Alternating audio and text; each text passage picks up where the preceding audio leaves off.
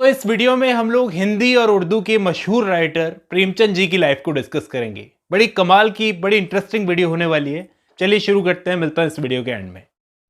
धनपत राय श्रीवास्तव, जिन्हें दुनिया भर में मुंशी प्रेमचंद के नाम से जाना जाता है।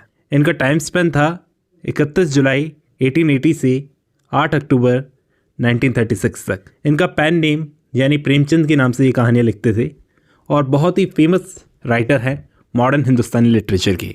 31 जुलाई 1880 में इनका जन्म होता है बनारस के एक छोटे से गांव लमाही में। नाम रखा गया धनपत राय, जिसका मतलब होता है मास्टर ऑफ वेल्थ, जिसके पास में काफ़ी पैसा हो। पैसे वाली फैमिली से आते थे। इनके ग्रैंडफादर एक पटवारी थे। पटवारी मतलब जो गांव की ज़मीनों का रिकॉर्ड रखते हैं। फादर भी पोस्ट ऑफिस क्लर्क थे और मदर से इंस्पायर होकर इन्होंने एक कहानी लिखी थी, बड़े घर की बेटी। इसमें जो कैरेक्टर है आनंदी का, ऐसा माना जाता है वो प्रॉबेबली इन्होंने अपनी माँ से इंस्पायर होकर लिखा होगा। इनके एक अंकल थे महावीर, जो बहुत रिच लैंड ऑनर थे, मतलब बहुत पैसा था उनके पास में, जिनका निकनेम था नवाब। पहले इन्होंने अपना नाम जो चूज़ किया था उन्हीं के नाम को लेकर नवाब राय चूज़ किया था। इस नाम से मैं कहानियाँ लिखूँगा, लेकिन बाद में इन्होंने मुंशी प्रेमचंद चुना। अब जब ये 7 साल के थे तब इन्होंने एजुकेशन लेना शुरू कर दी एक मदरसे में, वाराणसी में ही। अब मदरसे में इन्होंने पारसी, उर्दू ऐसी लैंग्वेजेस सीखी मौलवी जी से। एक मौलवी जी थे वहाँ से। और बहुत कम उम्र में 8 साल की एज में इनकी मदर की डेथ हो जाती है। लंबे समय से बीमार चल रही थी और फिर ग्रैंड मदर ने पाला, वो भी कुछ टाइम में गुजर गई। फिर बड़ी बहन सुग्गी की भी शादी हो गई। तो मुंशी प्रेमचंद बहुत अकेला सा, आइसोलेटेड सा फील करने लगे, क्योंकि फादर इनके बिज़ी रहते थे काम में और फादर ने दूसरी शादी कर ली जब इनकी मदर गुजर गई। तो अब जब नई मदर आई इनकी स्टेप मदर, तो उनके लिए इनको काफ़ी थोड़ा बहुत अफेक्शन हो गया। कहते हैं कि वही स्टेप मदर इनकी आगे के वर्क्स के लिए इंस्पिरेशन बनी। बचपन से ही इनको कहानियों में बहुत सुकून मिलता था, किताबें पढ़ने का बड़ा शौक़ था।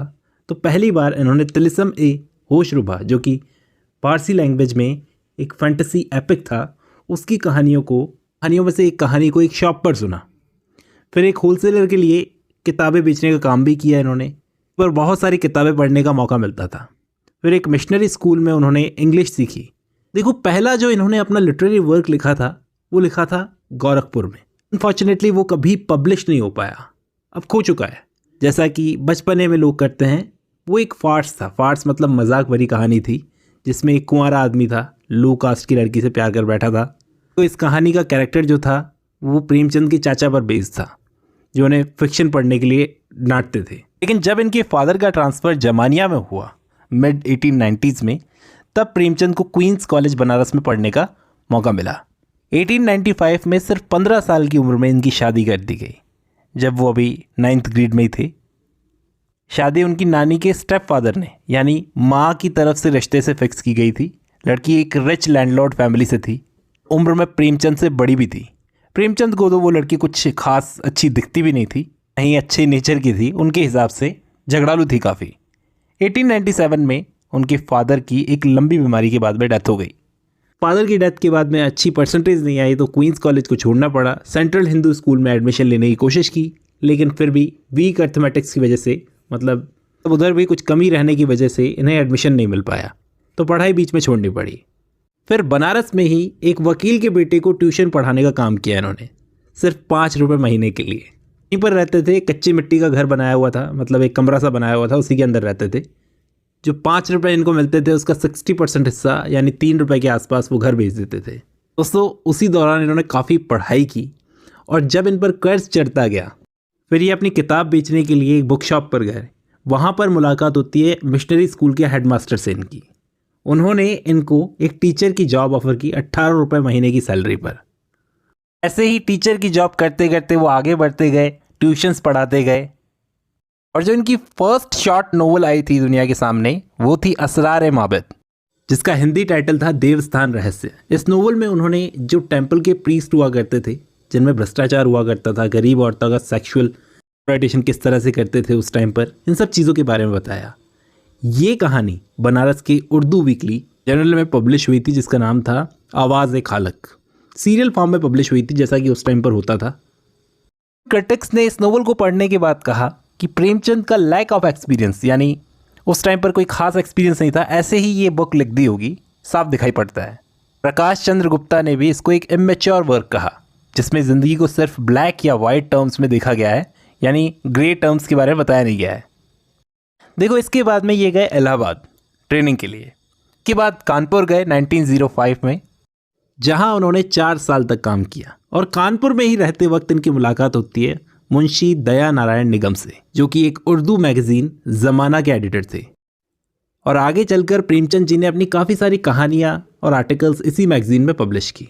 इनकी ज़िंदगी में सबसे बोल्ड कदम ये था कि इन्होंने दूसरी शादी करने का फैसला लिया, क्योंकि पहली वाइफ से ये इतना परेशान हो गए थे क्योंकि उन्होंने गले में रस्सी डालकर सुसाइड करने की कोशिश की थी इनकी डांटने पर, जो बहुत ज़्यादा हो गया था। उदास होकर इन्होंने, वो तो मायके चली गई थी, इन्होंने 1906 में एक चाइल्ड विडो से शादी की। उसका नाम था शिवरानी देवी, जो फतेहपुर के पास एक गांव की लैंडलॉर्ड की बेटी थी। वो उस टाइम पर ये विडो रीमैरिज एक बड़ा टैबू था सोसाइटी में, आपको पता होगा, विधवा के साथ में शादी करना। ये भी एक बोल्ड फैसला था, इसी वजह से बहुत क्रिटिसिज्म भी इनको झेलना पड़ा। इनकी डेथ के बाद में इनकी वाइफ शिवरानी देवी ने प्रेमचंद घर में नाम की एक नोवेल लिखी थी, किताब लिखी थी, और उसी बुक में उनकी पर्सनल लाइफ का जिक्र है। 1905 में बहुत सारे नेशनलिस्ट मूवमेंट चल रहे थे इंडिया में, तो ज़माना में इन्होंने गोपाल कृष्ण गोखले के लिए काफ़ी सारे नेशनलिस्ट आर्टिकल्स लिखे, लेकिन काफ़ी आलोचना की थी उन आर्टिकल्स में इन्होंने। फिर 1907 में प्रेमचंद की पहली पब्लिश हुई कहानी थी दुनिया का सबसे अनमोल रतन। इस कहानी में सबसे अनमोल रतन उस आखिरी खून की बूंद को बताया गया है जो आज़ादी के लिए बहाई जाती है, मतलब नेशनलिस्ट मूवमेंट से जुड़ी हुई चीज़ें थी ये। फिर इनका अर्ली शॉर्ट नोवेल्स में सबसे फेमस वर्क आता है हम खुरमा ओ हम सवाब। देखो, इस कहानी में उन्होंने बताया कि एक विडो पूर्णा से शादी करने के लिए जो हीरो होता है इस नोवेल का, अमृत राय, अपने रिच और ब्यूटीफुल फियांसे प्रेमा को छोड़ देता है। तो प्रकाश चंद्र गुप्ता ने कहा, उनके मुताबिक ये कहानी उनकी ग्रेटनेस की शुरुआती झलक थी। अब भी उनमें डिसिप्लिन की कमी थी, डिसिप्लिन अब आएगा। फिर 1907 में ही उन्होंने एक वर्क लिखा कृष्णा, को मेडिकल हॉल प्रेस बनारस में पब्लिश किया। 142 पेजेस की लगभग ये नोवेल थी। तो औरतों के जेवर पहनने के शौक़ पर व्यंग करती थी। अब ये लॉस्ट वर्क माना जाता है। इसकी काफ़ी आलोचना भी हुई, बहुत क्रिटिसिज्म झेला। फिर इनका पहला कहानी संग्रह, पहला स्टोरीज़ का कलेक्शन पब्लिश हुआ, सोजे वतन। ज़माना के पब्लिशर्स से इसको पब्लिश किया था। 4 कहानियाँ थी इसमें, जो कि इंडियंस में ही पॉलिटिकल फ्रीडम का जज्बा जगाने के लिए लिखी गई थी।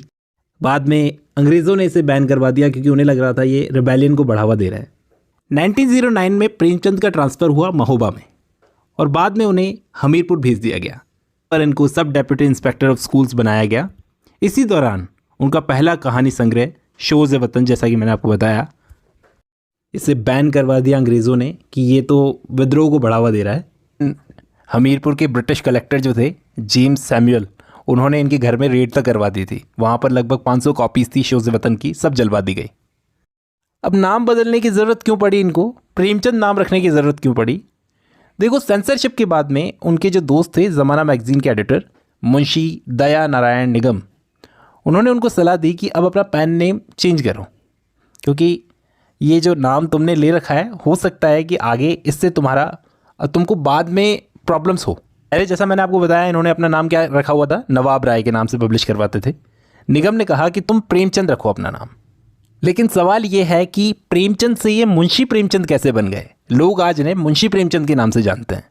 असल दोस्तों, प्रेमचंद ने एक समय पर कन्हैयालाल मुंशी के साथ में हंस मैगज़ीन को एडिट किया था। जब मैगज़ीन में दोनों नाम दिए जाते थे तो लिखा होता था मुंशी और प्रेमचंद, कॉमा कोई देखता नहीं था, तो प्रेमचंद से मुंशी प्रेमचंद नाम पड़ गया।